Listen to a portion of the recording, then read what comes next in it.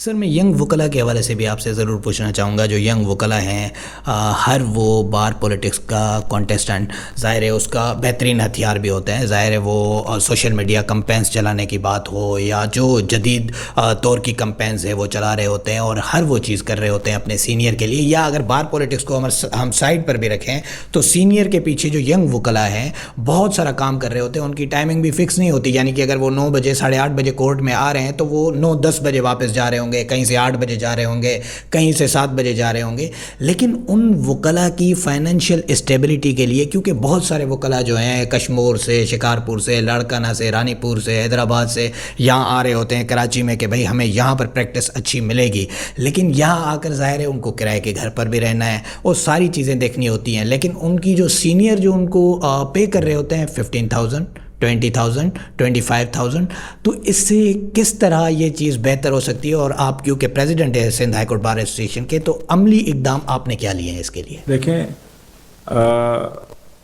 آج کے دور میں معاشی مہاجرت ہو رہی ہے, نقل مکانی جس کو کہتے ہیں, اقتصادی نقل مکانی. جتنے بھی ریموٹ ایریاز ہیں, چاہے وہ سندھ کے ہوں, پنجاب کے ہوں, خیبر پختونخوا کے ہوں, بلوچستان کے ہوں یا گلگت بلتستان کے ہوں, ان تمام ریموٹ ایریاز سے لوگ معاشی نقل مکانی کر کے اربن سینٹرز میں شفٹ ہو رہے ہیں. پاکستان کا سب سے بڑا اربن سینٹر کراچی ہے, کراچی پہ سب سے زیادہ پریشر ہے. جب لوگ نقل مکانی کر کے آتے ہیں تو ان سے آبائی گھر بھی جاتا ہے, وہ آبائی یا چائلڈہڈ فرینڈ سرکل بھی جاتا ہے, وہ رشتہ دار بھی جاتے ہیں. اس نے یہ سارا کچھ ری آرگنائزڈ, ری انوینٹ کرنا ہوتا ہے جہاں پہ وہ آ کے آباد ہوتا ہے. تو he has to live a 3-4 generation in one life time, کہ جو 2-3 نسلوں سے محنت کر کے ان کے آبا و اجداد نے ایک تعلق, ایک برادری, ایک پہچان بنائی, وہ ساری ختم ہو گئی.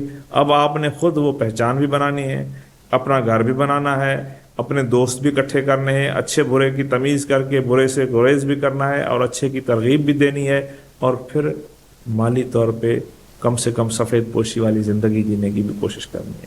تو یہ 3-4 جنریشن ایک جنریشن میں جی جا رہی ہیں, اور میں ان نوجوانوں کے لیے کوشاں ہوں کہ ان کی تعلیم, ان کی ٹریننگز.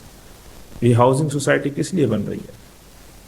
اسی لیے بن رہی ہے کہ یہ ہمارے ممبران, بالخصوص جن کو یہاں پہ آبائی گھر نہیں ہے, یا وہ وکلا جو یہاں ہی رہتے ہیں, پیدا بھی یہیں ہوئے ہیں, لیکن وہ مالی طور پہ اتنے مستحکم نہیں ہو سکے کہ وہ اپنے گھر بنا سکیں. غیر مستحکم طبقہ جو ہے ان کے لیے گھروں کی زمینیں میسر کریں. فری علاج ہم کن کے لیے کروا رہے ہیں؟ اسی لیے مجھے پتہ ہے کہ وکلا جو کثیر تعداد ہے, خدا نخواستہ اس کے پاس اگر ایمرجنسی ہو جائے تو وہ علاج کے لیے بڑے پریشان ہوتے ہیں. میں نے آتے ہی پہلا کام یہ کیا کہ تمام وکلا اور ان کی فیملیز کا فری میڈیکل ٹریٹمنٹ کروایا, بار کا روپیہ خرچ کیے بغیر. میرا ذاتی ایک ہی یہاں پہ مشن ہے, تو یہ ہے کہ وکیلوں کو خوشحال ہو, وکیل باوقار ہوں, اور انشاءاللہ تعالی اگر الفاظ کی جو حیت ہے, جو اس کا تقدس ہے, ہم اس کی عزت کر سکیں, تقدس برقرار سکیں, تو یہ ہماری فریٹرنٹی ہے. اور انشاءاللہ تعالی جو میں اپنی فریٹرنٹی کے لیے کر سکتا ہوں وہ ضرور کروں گا اور کرتا رہوں گا.